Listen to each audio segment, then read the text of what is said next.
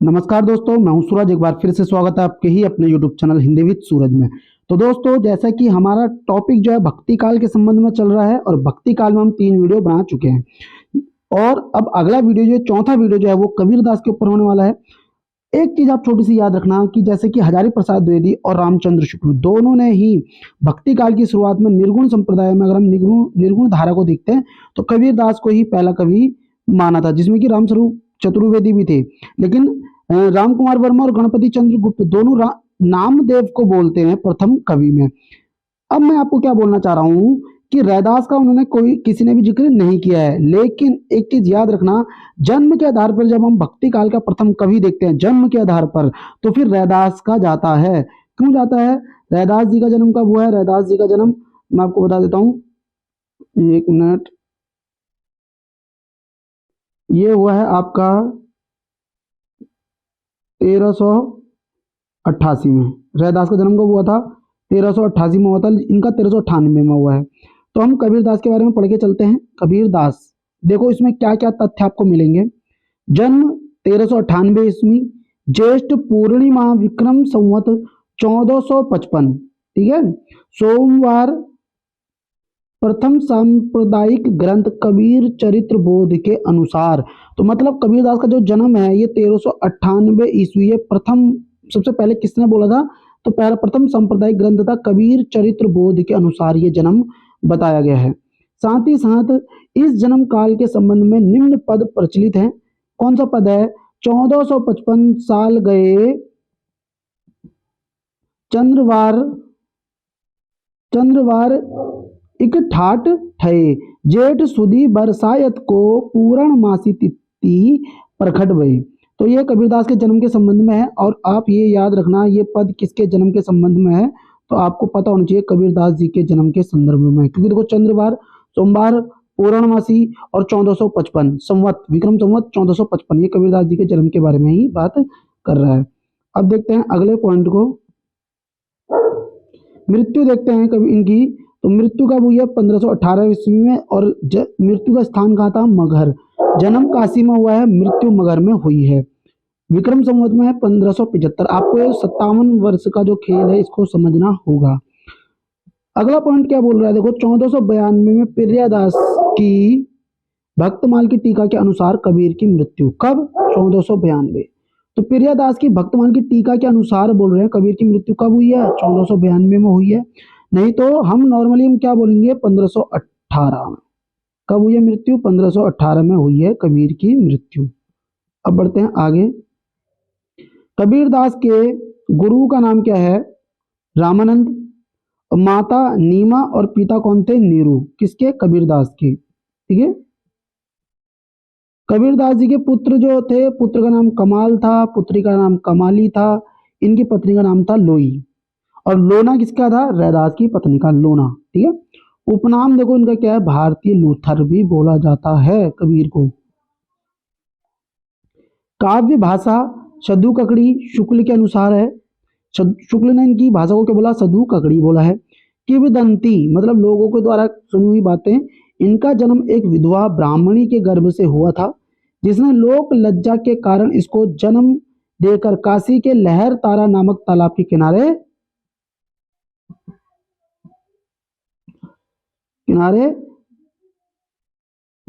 तालाब के किनारे छोड़ दिया। बाद में जुलाहा मतलब कि कपड़े बुनने वाले ने इनका पालन पोषण किया था। तो कबीरदास जी के लालन पोषण किसने किया? नीरू नीमा ने किया हुआ है। और इनके गुरु का नाम क्या है दोस्तों? देखो, रामानंद इनके गुरु हैं। और रैदास के गुरु भी कौन थे? रैदास के इनके भी गुरु कौन है? तो रामानंद ही थे, ठीक है। अब बात करते, देखो इनके कुछ अनुयायी इनके गुरु शेख तकी को बताते हैं कि इनके कुछ अनुयायियों ने बोला जो इनके गुरु हैं वो कौन है? शेख तकी हैं, जो सिकंदर लोदी के पीर गुरु थे। सिकंदर लोदी के भी क्या थे? वो पीर गुरु थे। साथ ही साथ समकालीन राजा सिकंदर लोदी। तो कबीर दास के समकालीन राजा कौन थे? तो याद रखना, सिकंदर लोदी थे। और सिकंदर लोदी के ही पीर गुरु को कुछ अनुयायियों ने इनका भी गुरु माना है, जिनका नाम क्या था? गुरु शेख तकी। इनको आप नोट करते हुए चले दोस्तों। कबीर की उलट बासियों में अद्भुत रस है। कौन सा रस है? तो ये प्रश्न बना भी है कि कबीर की उलट भाषियों में कौन सा रस होता था, तो अद्भुत रस देखने को हमें मिलता था। अगला आता है, देखो इनके शिष्य हैं धर्मदास। धर्मदास बहुत फेमस है क्योंकि जन्म ही इनका 1405 को हुआ है। कबीर की वाणी का संग्रह उनके शिष्य धर्मदास ने बीजक 1464 ईस्वी नाम से किया था। 4 या 5 होगा इसका जन्म, 4 या 5 अभी देख लेंगे। इसके 3 भाग हैं। किसके? बीजक के क्या थे? 3 भाग थे। सबसे पहले देखो साकी शब्द रमैनी, ठीक है, मैंने रमैनी, अब देखो साकी शब्द रमैनी भी होता है और कई कई जगह भी इसको रमैनी शब्द साखी भी बोलते हैं। तो सबसे पहले देखो रमैनी को पढ़ेंगे। रमैनी को मैं साकी शब्द रमैनी को तो मैं एकदम रटा दूंगा, कैसे देखो भी। भाषा क्या है? पूर्वी हिंदी और ब्रज भाषा। रमैनी की भाषा कैसी है? पूर्वी हिंदी और ब्रज भाषा है। अब देखो रमैनी का छंद चौपाई दोहा छंद है। अर्थ क्या है रमैनी का? रामायण, ठीक है। अब बात करते हैं किसकी? शब्द की हम बात करेंगे। शब्द की बात करते हैं दोस्तों। शब्द की भाषा भी देखो ब्रज भाषा और पूर्वी हिंदी है। छंद इसमें गेय पद छंद है। देखो गेय पद ऐसे लिखते हैं, वैसे गेय पद वो गलत लिखा हुआ है गेय पद। और अर्थ क्या है इसका? शब्द का शब्द है। अब तीसरे नंबर पे देखते हैं साखी में। इन तीन को अभी कंबाइन कर दूंगा और एक ही बार में बता दूंगा आपको याद कैसे करना है। साखी की भाषा देखो राजस्थानी और पंजाबी मिली खड़ी बोली है। छंद दोहा छंद है इसमें। अर्थ है साक्षी, ठीक है। अब देखो हम क्या बोलते हैं, साखी, मेरी पेन खराब हो रही है ये, साखी शब्द और रमैनी, आप ऐसे लिखेंगे। अब देखो साखी शब्द रमैनी, अगर भारत का मैं यहाँ पे मैप बना दूं तो राजस्थान कहाँ को है हमारा? सबसे पश्चिम में है, नहीं है राजस्थान पश्चिम में? तो एक चीज ऐसे समझो, जो साखी है उसकी भाषा राजस्थानी और पंजाबी हिंदी। अब इसके अगर हम पूर्वी दिशा की तरफ चलेंगे तो पूर्व दिशा इधर होता है जहाँ को अरुणाचल प्रदेश होता है, मैप में समझ रहे हो तो। और शब्द की भाषा भी क्या है? पूर्वी हिंदी और ब्रज। और रमैनी की भी भाषा क्या है? पूर्वी हिंदी और ब्रज। राजस्थानी और पंजाबी देखो दोनों इधर को ही मिलता है, खड़ी बोली।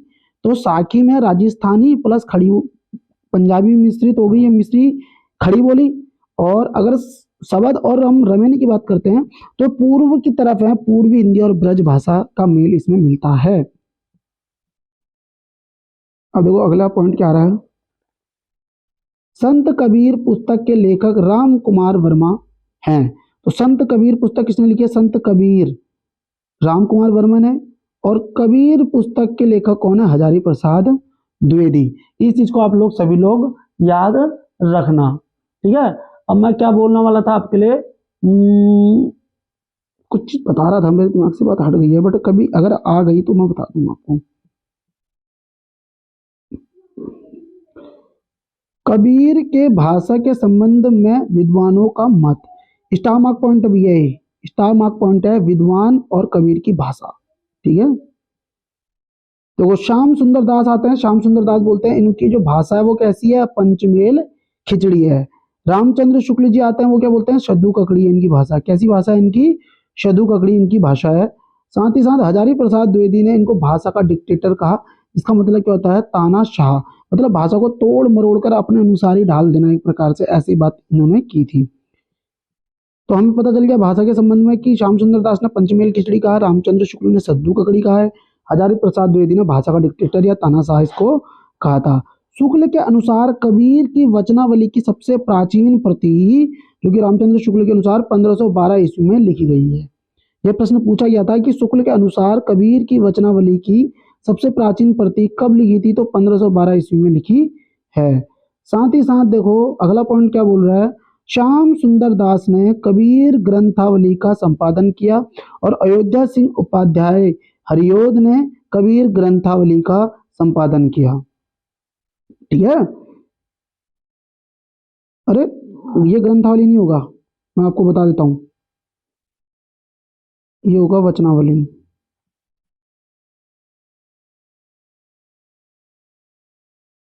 ठीक है, कबीर वचनावली का किसने किया था? अयोध्या सिंह उपाध्याय ने, हरियोद ने।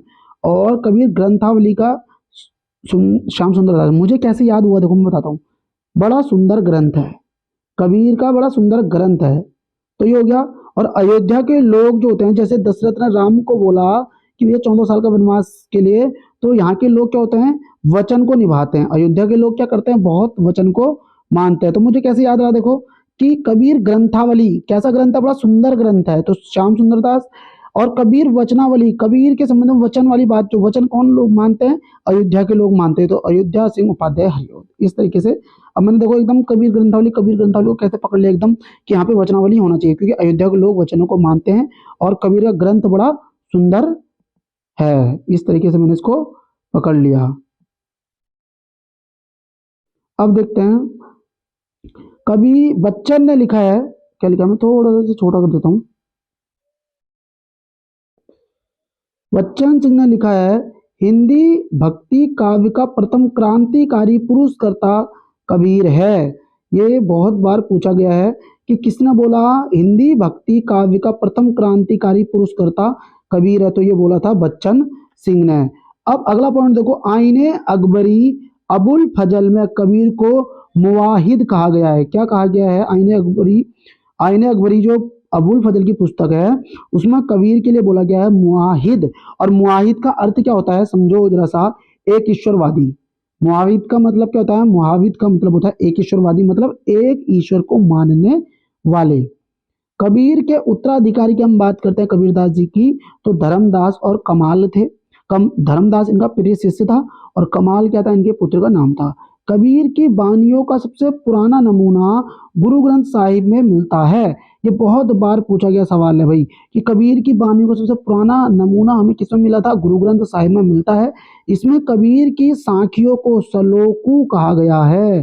क्या कहा था, कबीर की साखियों को सलोकू कहा गया है, जिसमें देखो क्या है, 227 तो पद थे, 17 इसमें राग है और 237 श्लोक हैं। श्लोक कितने हैं, 237, सबसे ज्यादा श्लोक थे, फिर क्या थे, पद थे, फिर राग थे। 17 राग हो गए, 227 पद हो गए और 237 क्या हो गए, श्लोक हो गए। बीजक के बारे में पढ़ते हैं, देखो बीजक 1464 संकलन करता धर्मदास। साखी, अब देखो बीजक में साखी शब्द रमैनी है ना, साखी शब्द रमैनी। अब देखो सबसे पहले साखी को देखते हैं। साखी में देखो क्या चीज बोली गई है, दोहो में है साखी सबसे पहले, जिसका अर्थ साक्षी था। और इसमें राजस्थानी पंजाबी मिली खड़ी बोली है, यह हमने आपको बता रखा है। सांप्रदायिक शिक्षा अगर किसमें दी गई है, तो साखी में दी गई है। सिद्धांत उपदेश हमें किसमें देखने को मिलते हैं, तो साखी में देखने को मिलते हैं। भाषा कैसी है इसकी, सद्दू ककड़ी बोले तो राजस्थानी पंजाबी मिली खड़ी बोली। अब साखी के विभाजन अंग देखो, तो साखी में अंग बने हुए हैं, कितने अंग हैं, 59 अंग बने हैं, 59 अंग। तो 59 अंग में एक चीज याद रखना, जो प्रथम अंग है वो गुरुदेव को अंग है और अंतिम अंग को अभिहड़ को अंग भी कहा गया है। ये वाली पॉइंट आप लोग याद रखना, स्टामक पॉइंट है कि कबीर की जो साखियों में कितने अंग है, 59 अंग है। पहले को गुरुदेव का अंग बोलते हैं और अंतिम वाले को अभिहड़ का अंग कहा गया है।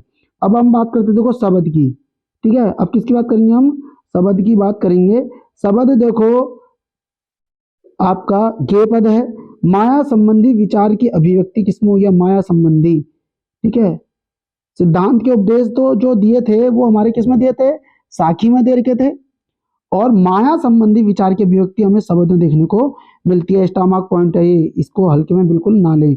अब बात करेंगे हम रमैनी की, किसकी बात करेंगे दोस्तों, रमैनी की हम बात करेंगे। रमैनी को देखो कैसे पढ़ेंगे, रमैनी में राम के पद हैं, भाषा पूर्वी हिंदी ब्रज भाषा होती है और ईश्वर संबंधी विचार, मानवीय आत्मा संबंधी विचार, शरीर रचना संबंधी विचार हमें सब किसमें देखने को मिलते हैं, रमैनी में मिलते हैं, जिसमें राम के पद भी मिलते हैं।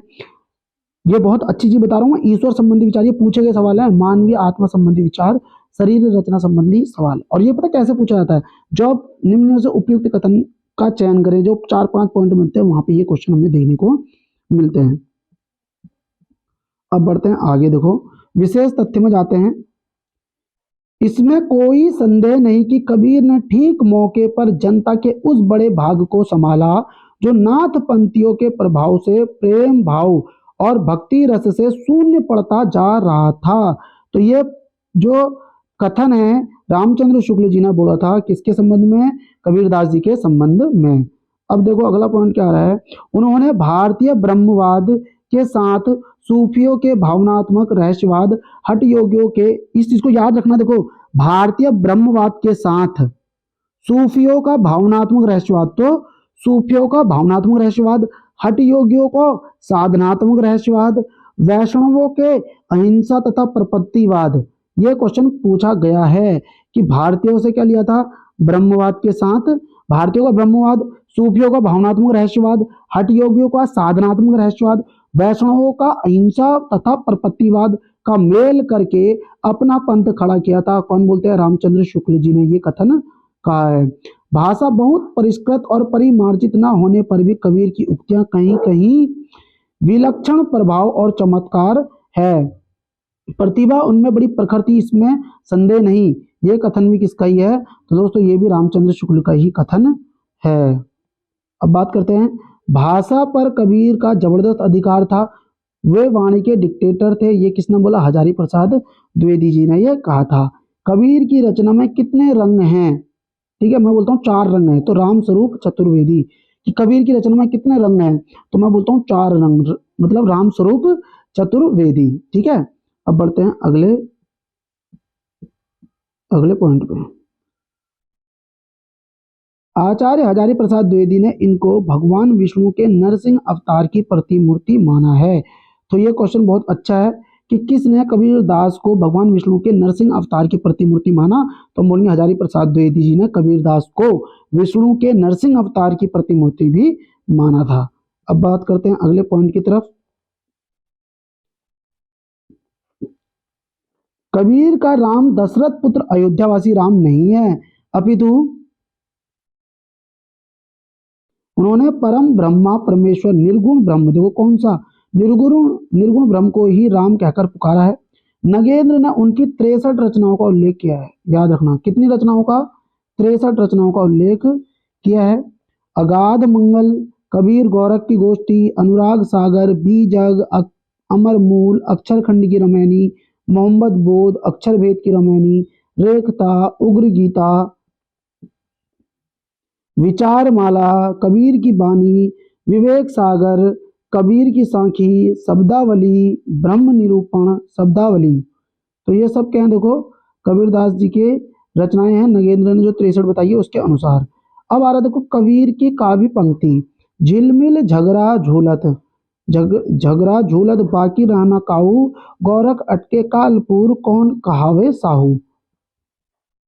बहुत दिन ते हिंडिया सुन्नी समाधि लगाई, करहा पड़िया गार्ड में दूती परा पचिताई। अगली पंक्ति देखो क्या है, माधो में ऐसा अपराधी तेरी भक्ति होत ना साधी। तंत्र न जानू मंत्र न जानू, जानू सुंदर काया, ये भी कबीरदास जी की पंक्ति है। हरिरस पिया जानो जानो ने कबहू न जाई खुमार, ममता फिरे न ही तन की सार। दशरथ सूत तो लोक बखाना, राम नाम का मरम है आना। ये कबीरदास जी की पंक्ति है। आपू ही देवा आपू ही पाती, आपू ही कुल आपू ही जाति, तत्वमसी इनके उपदेशा, ई उपनिषद कहे संदेशा। जाग बलिक और जनक संवादा, दत्तात्रेय वह रस स्वादा। ये सब किसकी पंक्तियां चल रही है, कबीरदास जी की चल रही है। गहना एक कनक ते गहना, नामा भाव न दूजा, दिन भर रोजा रहत है, रात हंत है गाए, यह तो खून वह बंदगी, कैसे खुशी खुदाए। अगली पंक्ति है, नया बीच नदियां डूबती जाए, मुझको तू क्या ढूंढे बंदे, मैं तो तेरे पास मैं। अगली पंक्ति देखो, ये बहुत ज्यादा पूछी जाती है। मासी कांगा छयो नहीं, छुयो नहीं, कलम गयो नहीं हाथ, तुम जिन जानो गीत है यह निज ब्रह्म विचार। अगली पंक्ति है, मैं कहता आँखिन देखी, तू कहता कांगत की लेखी, हरि जननी में बालक तोरा, सदगुरु हमसु, आज पीडीएफ को पता नहीं क्या हो चुका है। सदगुरु हमसे रीझ कर कहया एक प्रसंग, बादल बरसा प्रेम का भीज गयो सब अंग। अब देखो, जे हूँ बाभन बमनी जाया, तो आन बाट होई कहाँ न आया, हरि मोरा पियू में हरि की बहुरियाँ, हमन है इश्क मस्ताना हमन होशियारी क्या, साई के सब जीव हैं कीरी कुंजर दोए, रस गगन गुफा अजर झरे, माया महा ठगनी हम जाने, ठगनी लिखा हुआ ठगनी हम जानी, जाति ना पूछो, ये प्रश्न है, ये जाति ना पूछो साधु की पूछ लीजिए ज्ञान, मोरी चुनरी में परी गयो दाग पिया, मेरा तेरा मनुआ कैसे एक होए रे। नैना की अंतरी आओ जो तू नैन झपे हूँ, पलकों की चिगडारी के पिया को ले हूँ रिझाए, दुल्हिन गाँव हूँ मंगल चारों हमरे घर आए राम, राजा राम भरतार। अब देखो अगली पंक्ति आ रही है, पीछे लगा जाई था लोक वेद के साथी, आगे न सदगुरु मिलिया दीपक दिया हाथी, घूंघट के पट खोल बहुरिया। अगली पंक्ति है देखो, सपने में साईं मिले सोवत लिए जगाए। अगला आ रहा है देखो, संतो आई ज्ञान की आधी, पूजा सेवा नेम व्रत गुड़ियन सा खेल, तरसे बिन बालम मोर जिया। अगली पंक्ति आ रही देखो, आंखनिया झाई पड़ी पंत न्यारी न्यारी, जीवनिया छाला पड़िया नाम पुकारी पुकारी। अगला पद आ रहा है, मन के हारे हार है मन के जीते जीत, काहे रे नलिनी तू कुमिलानी, तेरे ही नाल सरोवर पानी, जल में उत्पत्ति जल में वास, जल में नलिनी तोर निवास, लाली मेरे लाल की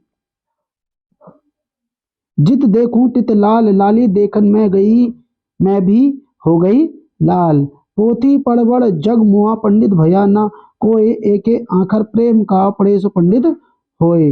अगला पद देखो क्या आ रहा है, मुझे लग रहा है ये आधी ही पीडीएफ बनी है। हाँ मिल गई पीडीएफ, ये खुल नहीं रही थी। नैनन की करी कोठरी, क्या बोल रहा है, नैनन की करी कोठरी पुतली पलंग बिछाए, पलकन की चिगडारी के पिया को लेऊं रिझाएं।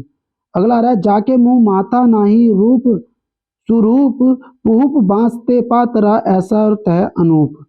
अगला आ रहा है, नारी की झोई परत, नारी की झाई परत मंदा लिखा हुआ है, जबकि अंधा हो तो भुजंग ये लिखा होता है, अंधा हो तो भुजंग। थोड़ा सा टाइपिंग में मुझे मिस्टेक, क्योंकि मेरी दो पीडीएफ बनी थी, मुझे लग रहा है कि मैंने वाली, क्योंकि उसमें ढंग से भी टाइप किया हुआ था कुछ। जल में कुंभ कुंभ में जल बाहर भीतर पानी, फूटा कुंभ जल ही समाना तत् कहियो यह ज्ञानी। तो दोस्तों कबीरदास के ये चैप्टर हमारा फिनिश हो चुका है, और कबीरदास के हमने काफ़ी सारी चीज़ें हमने जानी है। उम्मीद करूंगा ये वीडियो आपको अच्छी लगी होगी। अब मैं आपको कह सकता हूँ कि अगर आपको वीडियो अच्छी लगी है तो आप वीडियो को लाइक कर सकते हैं, चैनल को सब्सक्राइब कर सकते हैं, और एक कर देंगे कमेंट। मिलते हैं आपसे नेक्स्ट वीडियो में। Thank you, bye bye.